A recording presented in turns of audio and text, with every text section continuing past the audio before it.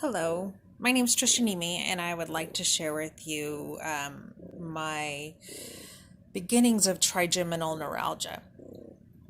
About a month ago, I had um, ear and throat pain, which I didn't know at the time, but would send me into a new life of more pain.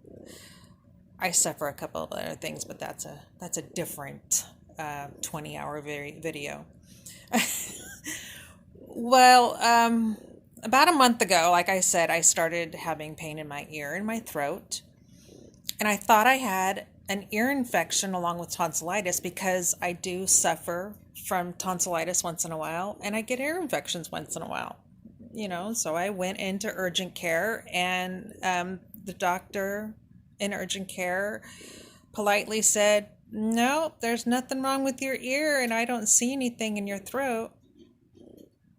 Well, I have occipital neuralgia, which starts in the back of my head, and um, I get, um, excuse me, my brain is fried right now because I have a little bit of pain, but I get radio frequency ablations to help that.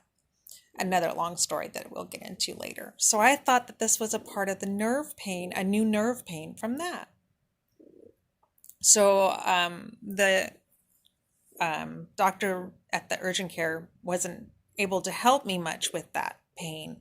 So I went home thinking, when Monday comes, I'll just go to my pain specialist and we'll deal with it. So I went home, and lo and behold, about an hour later, I was in so much pain I couldn't stand it. And it was coming from around here through my cheekbone. I felt like it was coming right out my nose. Um, and I told my husband I need to go back to the ER. Thank you for the cattail. Back to the ER or the urgent care because this pain is, and it was coming in intervals. It wasn't like it was constantly steady. It was coming in intervals. And every once in a while, it would just shock me. And it felt like somebody was holding a cattle prod up to my head. And so my husband politely put me in the truck, thinking, okay, another pain, whatever. I love my husband, don't get me wrong, he is wonderful. So we get to the ER, and the nurse takes a look at me, and she takes me back immediately and takes my blood pressure. My blood pressure was 200 over 100. So guess what that gets you? That gets you in a cardiac care unit for the afternoon. But my heart was fine, and it was just from my pain in my head. And when they realized that was what's going on, they put me back into a regular bed in the ER and started medicating me. And I don't take medication well.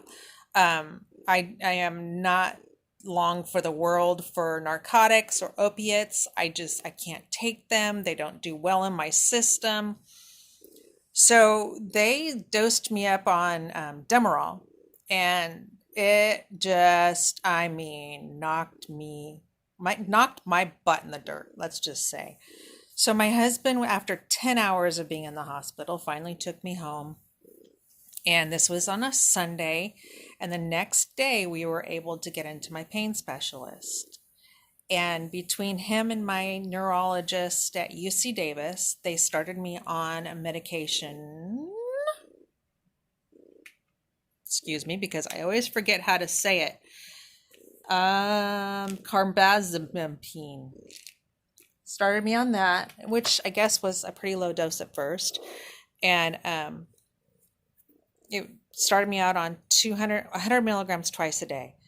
And then my pain specialist also started me on, gabapentin 4 times a day at 300 milligrams just to start me back on it because I had been on it previously for the occipital neuralgia. And that has always worked very well for me. He also prescribed me oxymorphone, I think, something like that, which I took a couple doses of it and basically said no, no, no, no, no, no. So my husband took that and had it disposed of. I just can't take it. Um, what else am I on?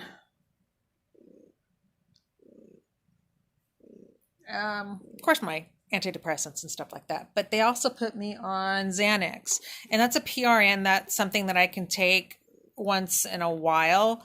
But I have found that when I get in a really bad pain cycle, I can take this and it relaxes me enough to let my other medications work. I don't like taking it. It I know it's very addictive, but when I need it, I need it, and it's there. So that is that.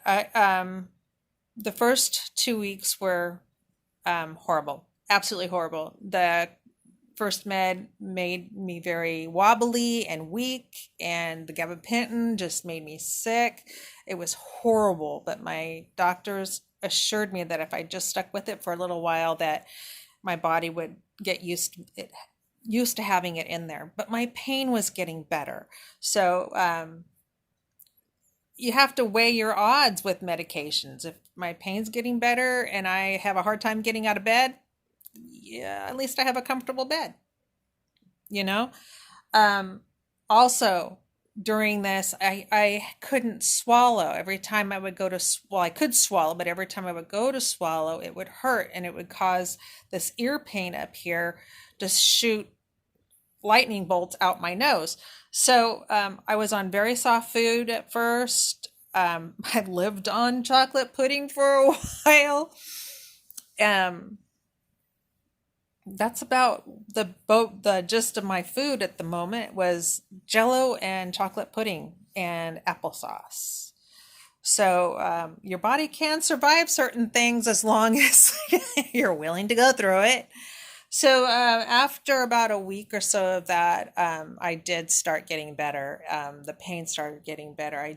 Now I only have a couple of bouts, I guess, a week. But it was a pretty shocking revelation in my life. I do have people in my life, in my family, that have suffered from trigeminal neuralgia. I have a great aunt, um, I guess a third cousin, my mom's sister, which would be my first aunt, had trigeminal neuralgia. My mother had glossopharyngeal neuralgia, which I wouldn't want to see anybody go through. My pain has not been as bad as my mother's was. It was like somebody was holding a cattle prod up to her throat, and there is all kinds of nerves there that you don't want to deal with. So that was my beginning. I'm going to try and post, I guess, on this unforgivable. I don't know if it's a disorder or a disease. I would come to think it was a disorder for trigeminal neuralgia and any type of neuralgias because it's a disorder of the nerves. I can't really touch my face a lot. Brushing my teeth has come to using one of these, which I think is a lifesaver. It keeps my teeth really clean. It works very well. I use warm water with it because about the same 98.6 of my mouth with it because if you shut, my cat wants it. She wants it. She wants anything that I have. But if you use the same temperature of water that is in your mouth, it doesn't shock your gums and you will have a better experience with it. So, sorry, it's I guess it's not too long, 10 minutes of a video, but I just wanted to get on here and talk to everybody about trigeminal neuralgia and how it's affected me. It's really affected my life in the aspect of I'm a avid outdoor person. I went from riding my bike 30 miles a day to being in bed for a month. I went from fishing with my husband on the weekend out in the ocean, or in the Bay, San Francisco Bay, fishing with my husband to being in bed. I went from being able to clean my house steadily and cook dinners to being in bed. Guilt feelings, angry feelings, frustration feelings. I cry a lot. I talk to my psychiatrist a lot. My psychiatrist has been known to call me at home and check on me because they're kind of fearful for me right now. I have a fantastic psychiatrist. Uh, I'm going to go see the neurosurgeon on this Wednesday, which will be the 21st. So I'll try to get on there and get on here and post about my thoughts and feelings about seeing the neurosurgeon. My neurologist at UC Davis, it's here in California, it's a teaching hospital, is absolutely fantastic.